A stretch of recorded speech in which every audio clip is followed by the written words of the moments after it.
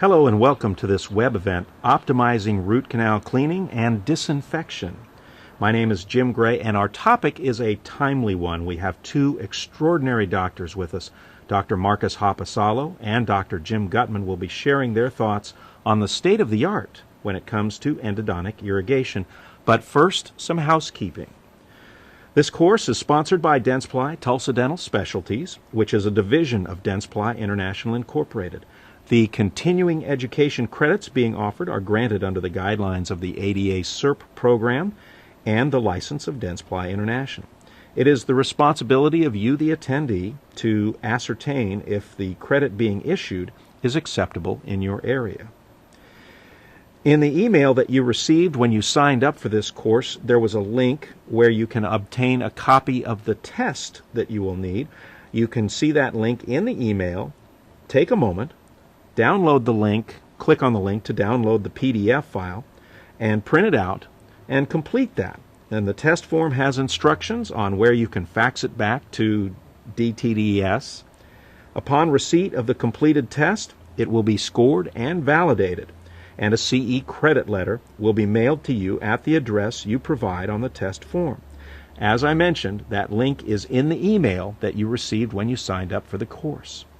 If for some reason you need to mute the presentation, there is a speaker icon at the top of the application window. Conversely, if your sound suddenly goes out during the presentation, check that button to make sure you didn't accidentally mute the program. If you have questions for either of our presenters, there is an email address. We're showing it on the screen right now. It is ce.info@dentsply.com. You can send a note to Dr. Haapasalo or to Dr. Gutmann or to us here at Dentsply. Feel free to pause, to rewind, to review throughout this session. There are controls at the bottom of the video window on your screen that allow you to control the presentation. One other bit of housekeeping that we should note: our doctors are receiving compensation from Dentsply Tulsa Dental Specialties. Dr. Gutmann serves as a consultant for the company, and Dr. Haapasalo is an inventor of a product for this company, and his university receives royalties as well as himself directly. Now, about Dr. Marcus Haapasalo. He received his dental degree from the University of Helsinki in Finland in 1978. He also completed his specialization, and it was in endodontics in 1987. He's taught and practiced endodontics in private practice at the university. Since 1995, he's been a professor of endodontics, and since 1999, the head of the endodontic program and director of the postgraduate program in endodontics in that university in Oslo, Norway. In 2004, he became a professor and the head of endodontics at the University of British Columbia in Canada. His scientific career started with the undergraduate program in 1978. He had periods where he was a visiting scientist at the Scandinavian Institute of Dental Material Research in Oslo and at the University of British Columbia. He received his PhD from the University of Helsinki in 1986. It was on microbiology of endodontic infections. Dr. Haapasalo has co-authored or authored well over 120 scientific articles in peer-reviewed journals. His main interest is in the field of endodontic microbiology and disinfection. He is a former associate editor of the JOE. He serves on the editorial board of the IEJ. He is an editor-in-chief of the International Endodontic Multimedia Program, Visual Endodontics. Dr. Haapasalo is actively lecturing about endodontics worldwide. And now about Dr. Jim Gutmann. He's a native of Wisconsin, and he received his DDS in 1970 from Marquette University and his Certificate of Advanced Specialty Training in Endodontics from the University of Illinois in their College of Dentistry. After serving a couple of years in the military at Fort Lee, Virginia, he spent 1 year in full-time private endodontic practice in Springfield, Massachusetts. He entered academia as an assistant professor of endodontics at the Medical College of Virginia. That was in 1975. In '76, he was appointed as chairman of the Department of Endodontics at the Baltimore College of Dental Surgery for the University of Maryland in Baltimore. In 1982, Dr. Gutmann was appointed as a tenured professor and chairman of the Department of Endodontics at Baylor College of Dentistry down in Dallas. And in 1992, he was professor and director of the graduate endodontic program within the Department of Restorative Sciences. He is now professor emeritus at Baylor. He is presently in private practice limited to endodontics. He is also a diplomate of the American Board of Endodontics. He serves on the editorial board of the Journal of History of Dentistry and a consultant to the IEJ, and is a past president of the American Association of Endodontists. He holds honorary memberships in dental societies around the world. He has presented over 800 lectures, papers, and continuing education courses in the United States and 51 foreign countries and counting. He is the senior author of Problem Solving in Endodontics. He is a senior co-author of Surgical Endodontics and a co-author of the Clinician's Endodontic Handbook. And when he had some free time in 1998, he was awarded an honorary PhD from the University of Athens for his contributions to dentistry and endodontics. And in 2001, he was awarded the I.B. Bender Lifetime Teaching Award from the AAE. Dr. Gutmann. Hi, Marcus. It really is a pleasure to be here and to be able to talk to clinicians about this very important aspect of root canal treatment. Marcus, as you know, we've had a tremendous advancement in the rotary instrumentation, access to the root canal, allowing us to get a better shaping of the root canal system. But we're still faced with these challenges of cleaning that intimate type of system. And I'm hearing this from clinicians all over. How can I get rid of this tissue? How can I control bacteria? And knowing your background, you know the challenges, and I'd like for you to share with us your perspective as we move into this very important clinical topic. Hi, Jim. It's great to share this webinar with you. I think we have really an exciting and important topic today, and as you know, I'm always more than willing to talk about irrigation and disinfection. Marcus, dealing with this problem, you know as well as I do that we have this anatomical challenge. And we know that we see our radiographs, which give us a two-dimensional representation. We see the various anatomical changes in textbooks and articles and things like that. But I'm not sure it really comes home to us, the fact that we've got tissue, bacteria, and all these irritants sitting in various parts of the root canal, including the dentinal tubules, and including the various isthmuses and anastomoses that are present. In particular, some of the roots that we often see. For example, the mesial root of the mandibular first molar, which can show us a tremendous amount of anatomical variability. And because we can't see this perspective, the clinician is somewhat frustrated and also thinking that, well, we're really doing a good job and maybe we're not doing such a good job. And in that respect, let's think about that isthmus, that connection between canals, which just doesn't have to be in that mesial root of the mandibular first, second molar. We also find it in C-shaped canals. We find it in the mesial buccal root of the maxillary first molar, which is oftentimes one of the teeth that's receiving a great amount of root canal retreatment. So we're faced now with placing our instruments into what many people perceive as a simple canal system, and when in actuality it's not. So when we place our nice new rotary instruments, they go down the canal beautifully, but they're chewing up tissue, they're chewing up predentin. They're now beginning to touch the dentin. In some areas they won't even touch the dentin based upon the nature of the anatomy. And in the process of doing that, they are creating a smear layer. Now we know that that smear layer is really a composite of bacteria, tissue products, inflammatory exudates.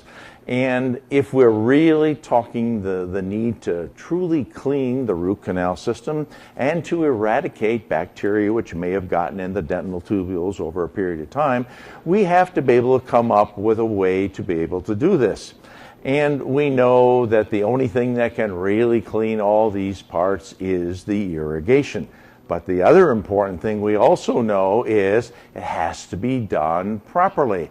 Now, from your perspective, how do you think we can even do this properly to be able to get into these areas that we're talking about, these major challenges that face all of us who choose to do root canal treatment?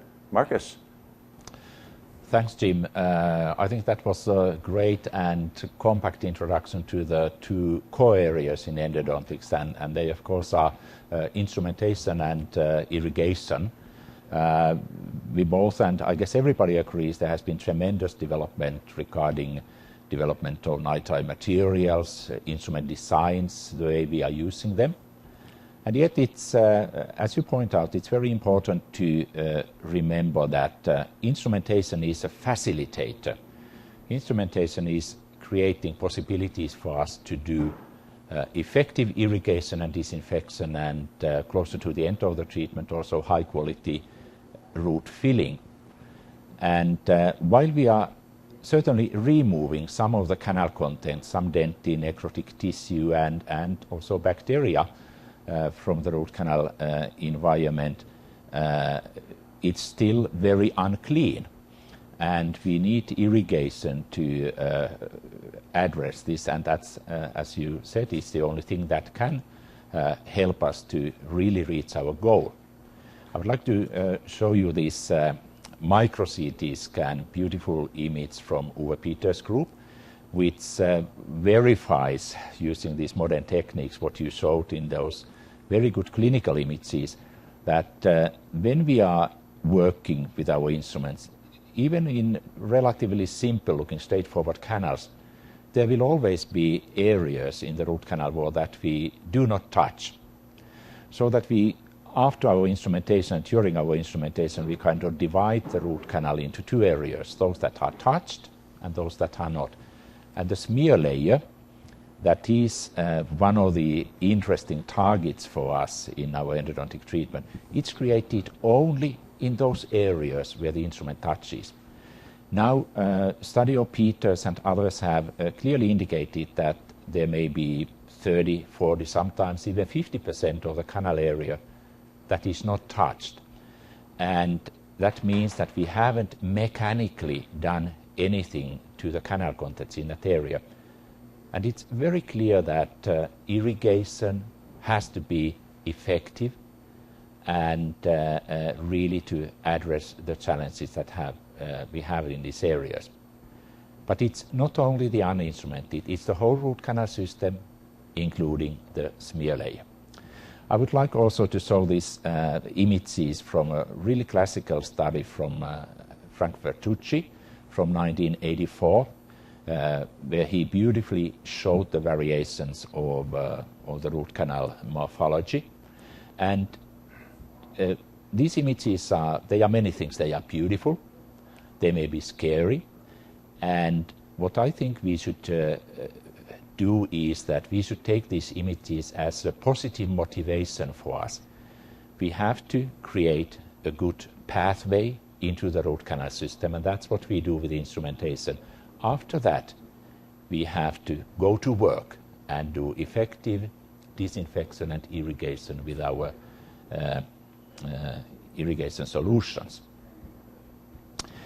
The bottom line in all of these activities is, and something that we have to keep in mind continuously, is that we are dealing with bacterial infection. If you are looking at this radiograph, and it's an untreated maxillary incisor, and it has a periapical lesion, so obviously it's necrotic. And the fact is that we have bacteria and biofilm, which is basically bacteria growing tightly together in all of these cases. And these bacteria are the reason for the lesion, for the bone destruction. And this has nothing to do with the presence or absence of symptoms. In fact, as you know, Jim, most of the cases that we are treating, they are completely symptom-free, and yet we know from a number of studies that the bacteria are there. So that's the main target. And the same thing is true for retreatment cases. Here we have a molar with obviously some technical problems with the previous root canal treatment that was done years ago, and we have lesions, persisting lesions. Similar to primary infection, this is a bacterial infection. So retreatment is not just about placing new root fillings instead of the old ones. It's about fighting the infections in pretty much the same way as we do with primary infection. And the key in this fight is irrigation, disinfection. I would like to show you just a couple of beautiful SCMs from Franklin Tay's group from University of Georgia. The lower one on the left side shows clearly untouched area. We can see some pre-dentine there and necrotic pulpal remnants. And on the right side in the same image we can see smear layer. The area is flat, so instruments have really touched this area, but we can't see any dentinal tubules, so it's still smeared.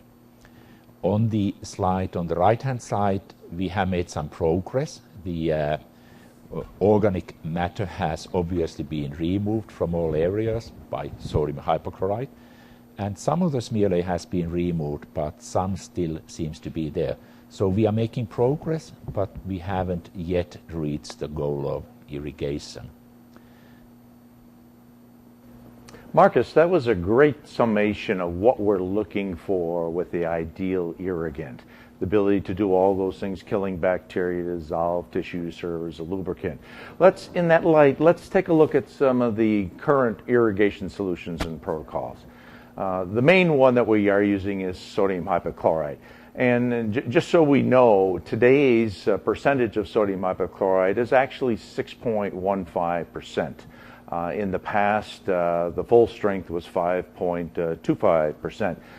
So today we have something which is a little bit stronger. We know it does kill bacteria. It's not going to really affect inorganic tissue.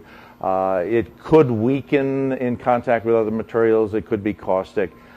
It's only going to be harmful to dentin when it's in contact for long periods of time. The second solution that we use is EDTA, which is a chelating agent. It will remove the smear layer. That's the main focus. It has weak or no bacterial effect whatsoever. It will not dissolve soft tissue. And again, if left in contact with dentin over long periods of time, we may get some erosion.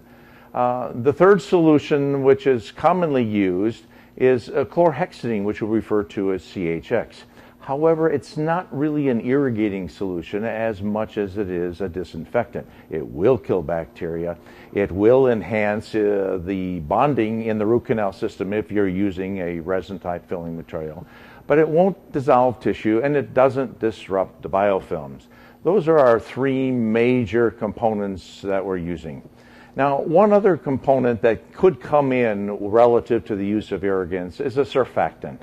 All this does is increases the wettability of the other components to gain access to the dentin, and it allows it for a better spread of the solution if it's a killing solution, or if it's a solution designed to remove smear layer. So with that idea in mind, and with the ideals you set out for the best irrigant, maybe we need to think in terms of the kind of irrigant that maybe can accomplish our goals and accomplish them most efficiently and effectively. And I think that's what clinicians want.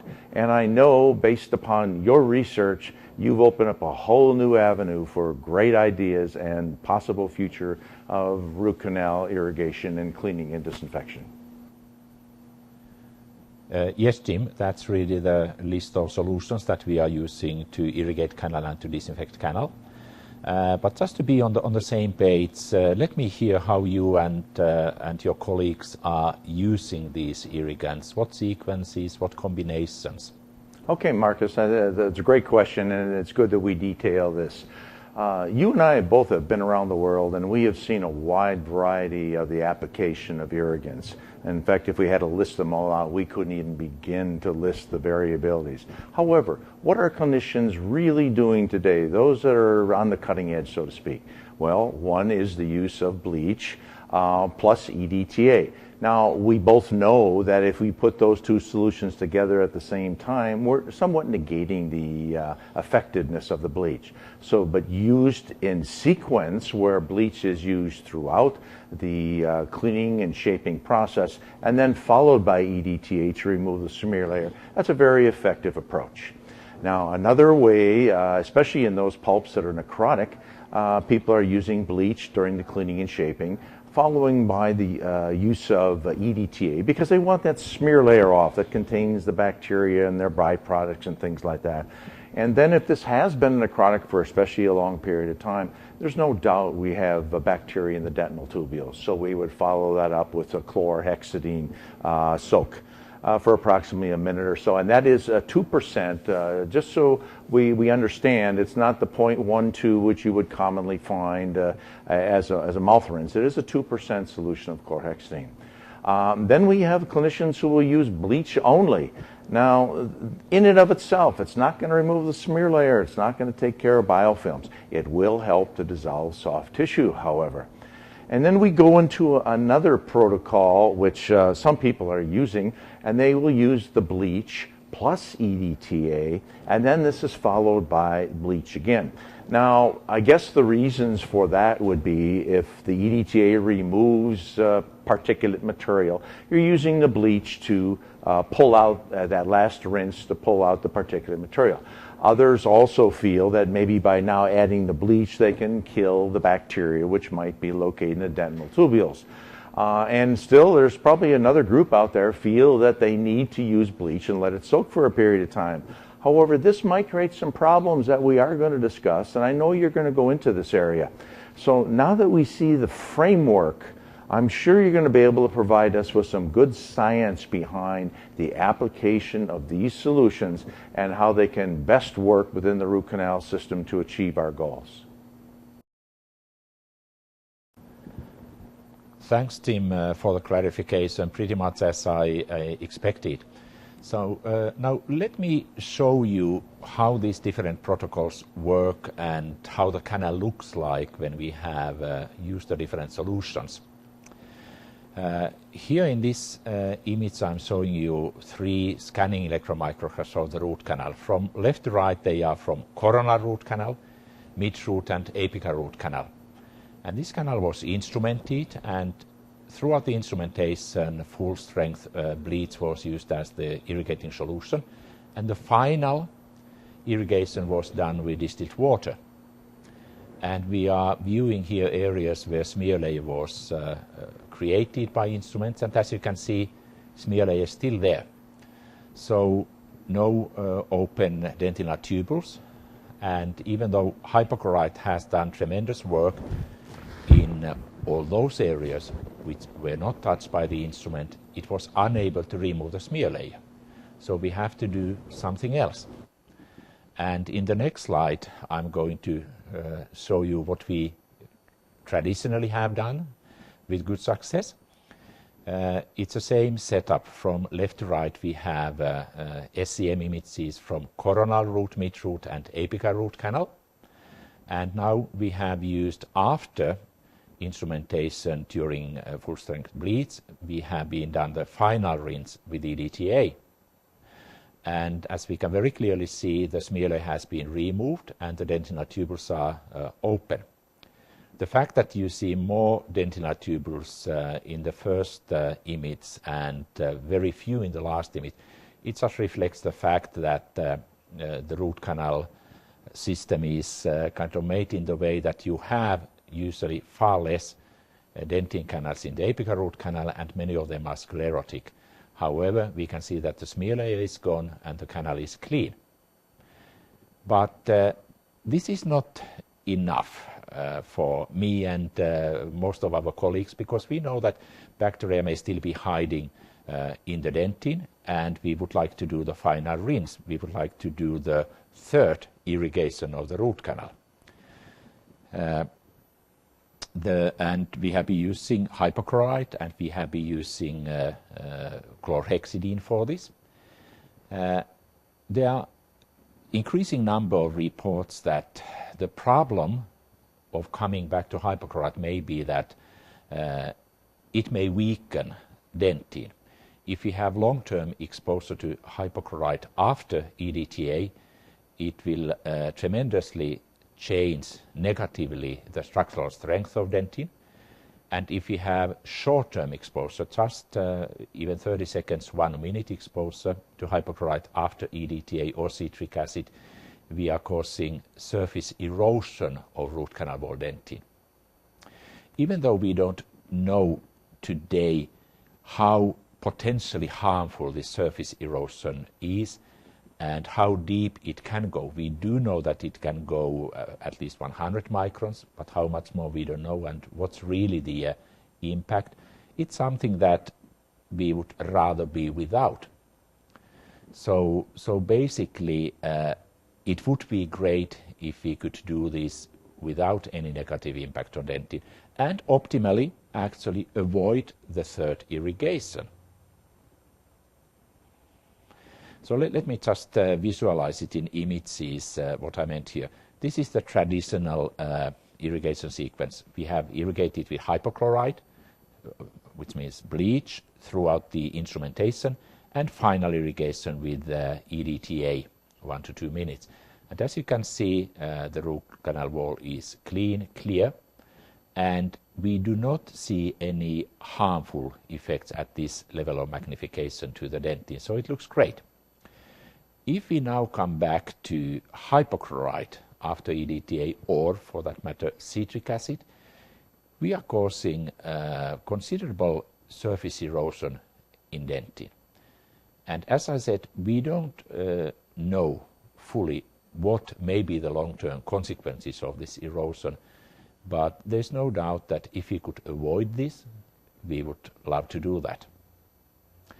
So the question is how to have the final disinfection optimized. So Marcus, you've really done a great job explaining exactly what these solutions do on the dentin and removing the smear layer and opening up the tubules for disinfection. But it's obvious we don't have any single final irrigant that's going to do all of the tasks, which means we're going to have to do multiple types of irrigations using multiple solutions. I'm going to end up bumping them off the shelf, or the dental assistant may forget to give me a certain solution when I want it. What is the possibility of actually creating a solution that can do it all, that can give me exactly what I want, get that smear layer out of there, kill my bacteria, create a clean surface, and it's not going to cause the erosion that you so beautifully portray. As a clinician, I'd love to have something like that. What are your thoughts? Well, my thought is that actually the last several years this particular challenge has been the focus of my research activities very much, and really to get rid of the smear layer, but at the same time be very effective against the residual microorganisms which still have escaped the effects of bleach. And I'm very glad and happy to be able to tell you that now we have the solution. We have been successful in our research and development, and now we have a product which will answer the challenge. Now I presume that not only have you done the research, but because this is such an exciting development, you're probably going to continue with further research. I would think that we're not going to be satisfied with something that's going to work now, but we want to continue to move to the future with new developments. Definitely. There was the research that we need to do just as part of the development, and now there are ongoing research projects in several universities in North America and also in other parts of the world which are focusing on these new solutions, and I'm really happy to tell that it looks very promising. I'm really glad to hear that, because you know as well as I do that the credibility is to have these multiple sites be able to confirm exactly what's happening, which then will, I think, create a greater adoption of this type of new technology in what we're trying to achieve. So I think that's fantastic.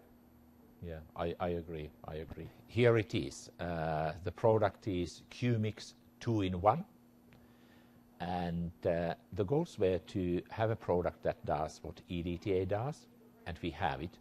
To have a product that at the same time kills bacteria effectively, and we were able to do that. And the third goal is that it should be simple and easy to use chairside. And we were able to make it simple as well. And in the next few moments, I'm going to show some of the results of the research that we have done on this product. But let's repeat a little bit first the goals that we have with this and product and irrigation as a whole. First of all, we have the bacteria. What else did we have there? We have, bacteria in the biofilm mostly. We have necrotic pulp tissue remnants. We have pre-dentine. We have dentine debris, often inflammatory exudate coming into the canal from the periapical area, and we have the smear layer. Throughout the instrumentation, active irrigation by full concentration bleach has taken care of many of these targets. For instance, necrotic pulp tissue, pre-dentine, exudate, and bacterial biofilms have been the primary targets for hypochlorite. But as we can see, hypochlorite or bleach, it doesn't cover everything. So same situation for retreatment cases. Basically, we could say that there is not meaningful differences. Yes, the microflora may be a little bit different, but from the point of view of irrigation, there's actually nothing that we should do differently, whether it's a primary case or whether it is a case of retreatment. We have to do high quality, sufficient irrigation in both. So obviously smear layer has been mentioned many times when we are talking about the final rinse, and that's also the primary target of Qmix 2-in-1. And if smear layer would be sterile, we definitely could consider maybe we could leave it in a number of situations depending on what kind of seal or what kind of bonding we use. But we know that when the canal has been infected, smear layer is not sterile. That's why it has to be removed. And let's not forget about the biofilm.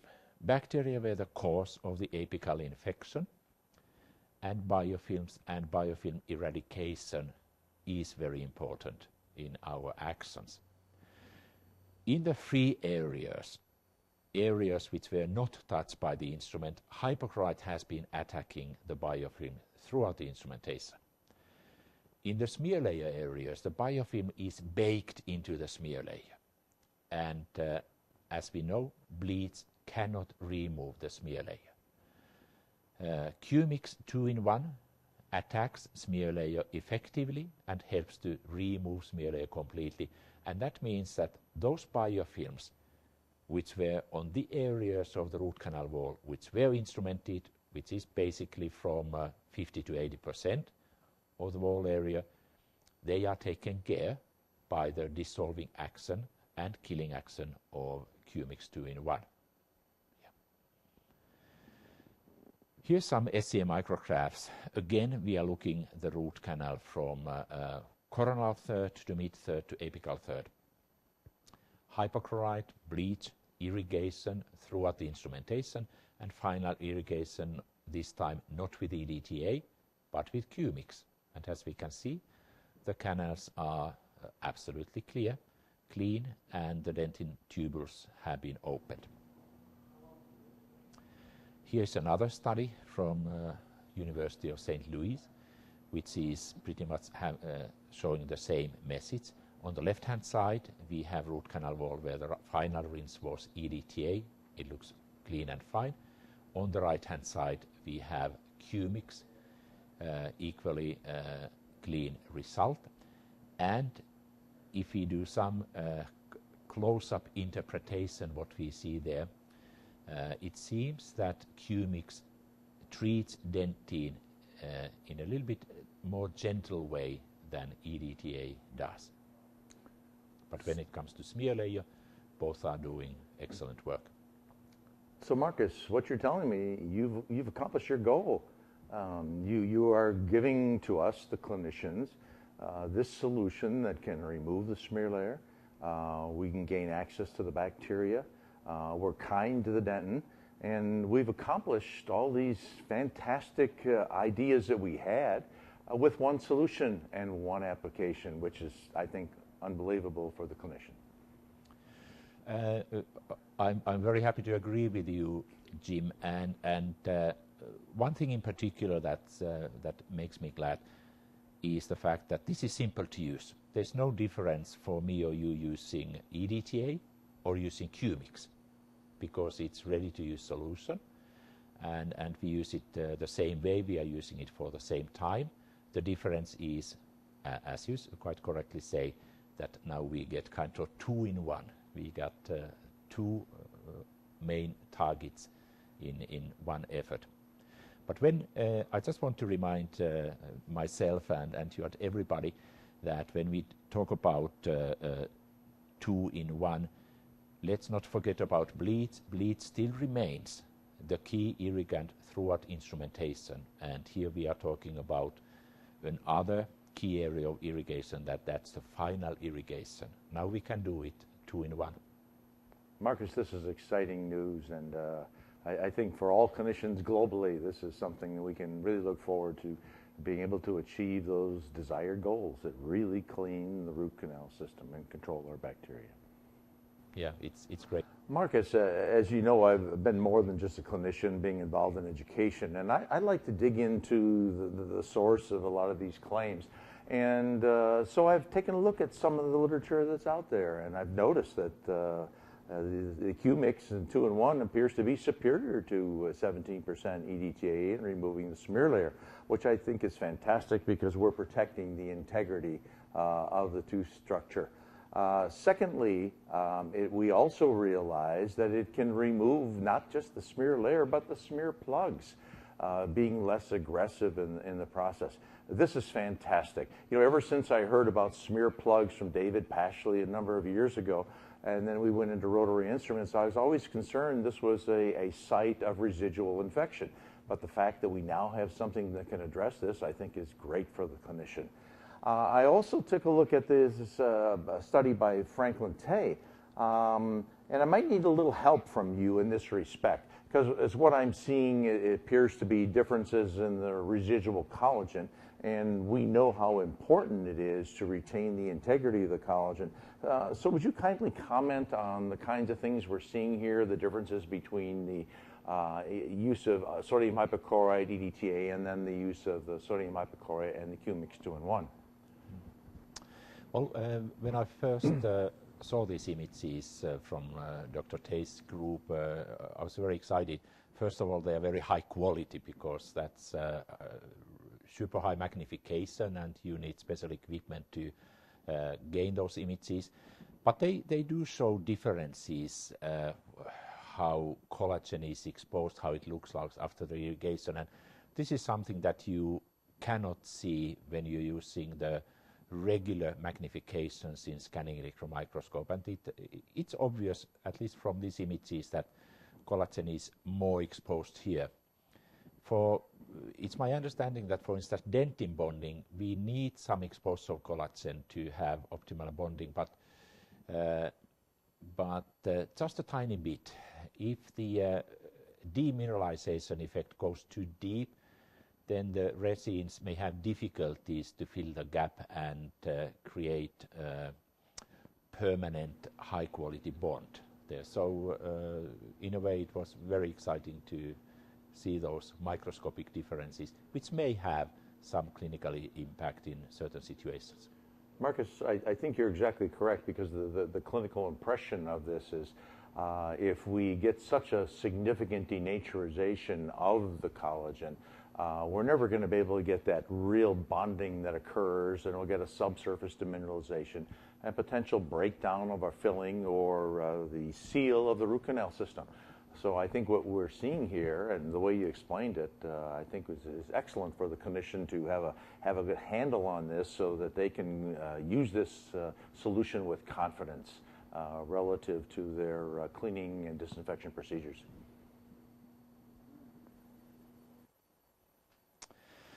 So far we talked about the ability of Qmix to remove smear layer, and we were viewing some of the newest studies on that, and it looks great.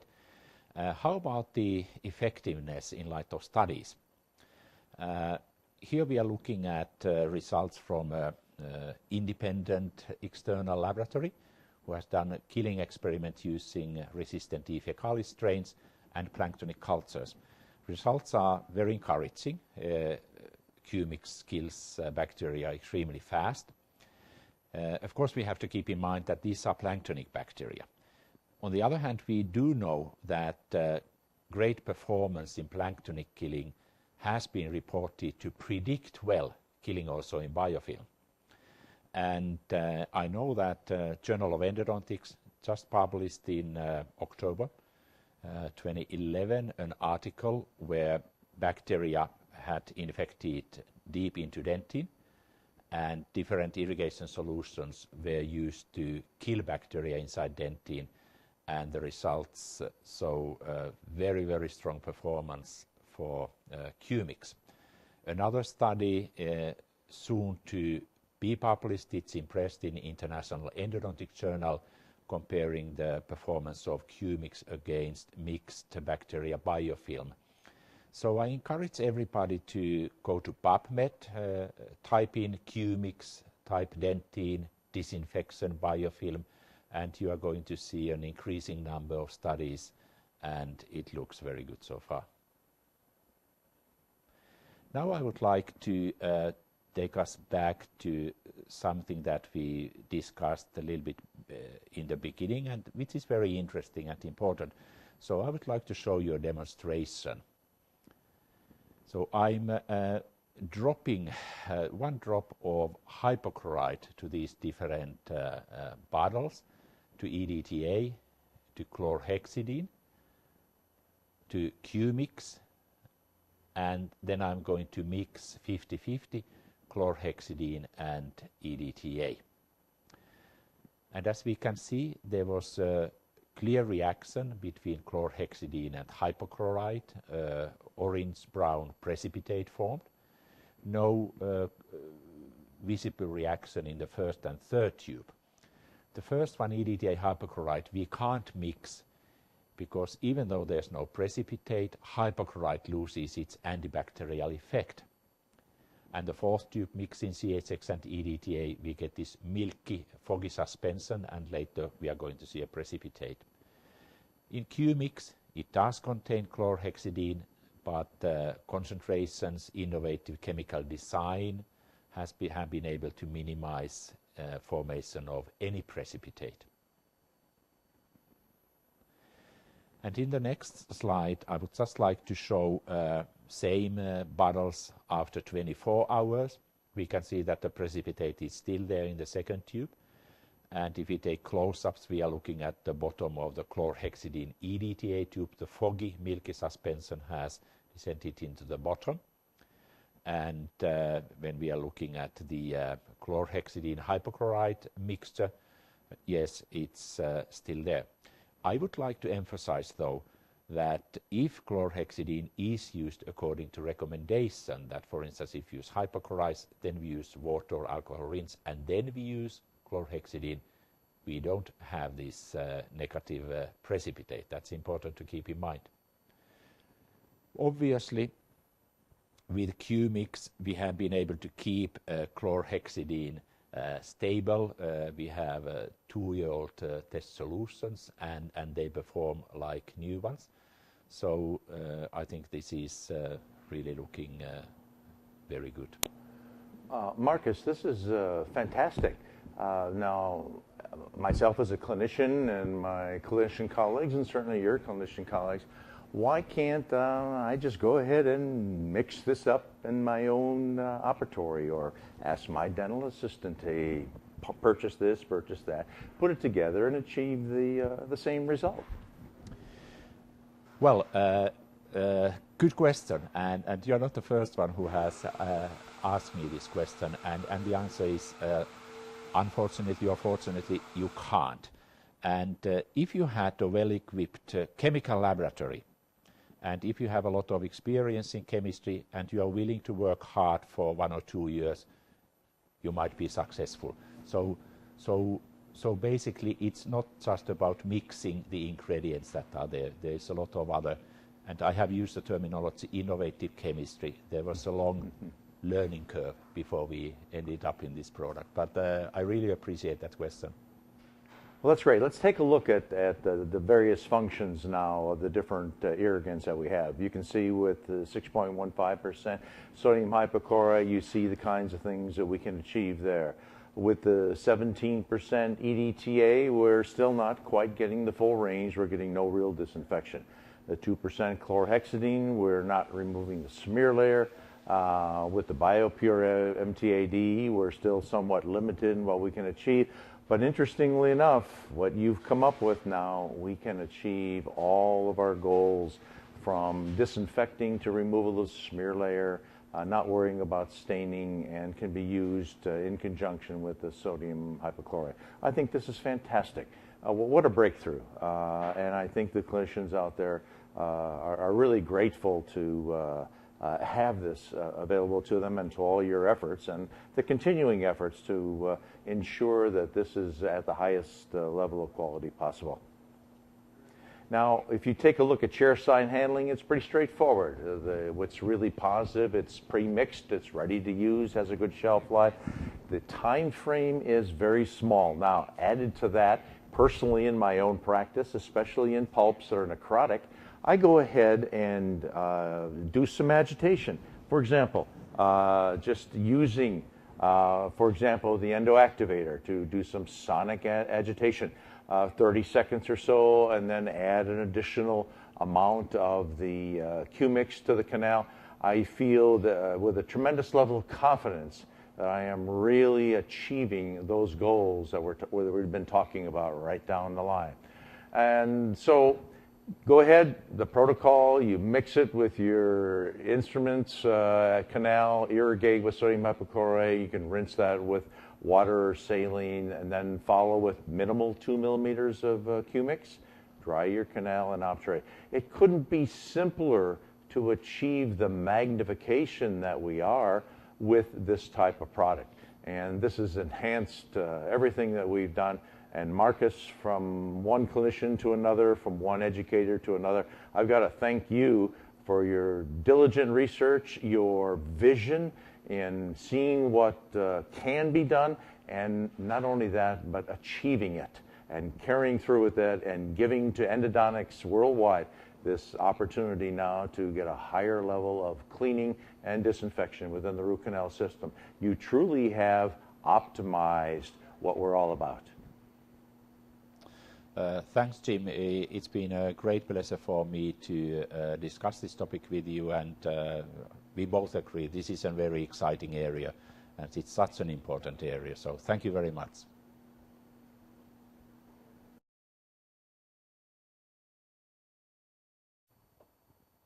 You've received a link in your email where you can obtain a copy of the test that you'll need for getting your CE credit.